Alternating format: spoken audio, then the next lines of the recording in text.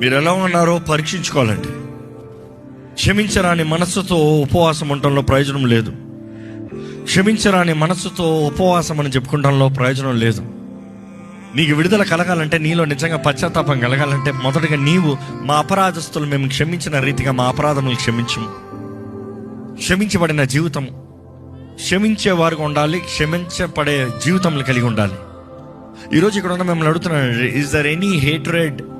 ఏమన్నా మీలో క్షమించరాని మనసు ఉందా?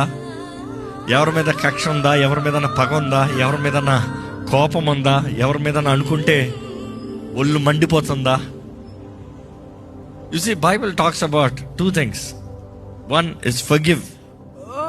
Forgive is one thing, but then marla tirigi vaartho bratakala based on the person, based on the situation. నీ జీవితంలో స్వతంత్రత నువ్వు కోరాలి, స్వతంత్రత కలిగి నీవు బ్రతకాలి, స్వతంత్రతలో నీవు ఉండాలి. స్వతంత్రత కొన్నిసార్లు నీకు ఆటోమేటిక్గా రాదు, నువ్వు పోరాడాలి. ఎవరైనా సరే స్వతంత్రత పోరాడాలి.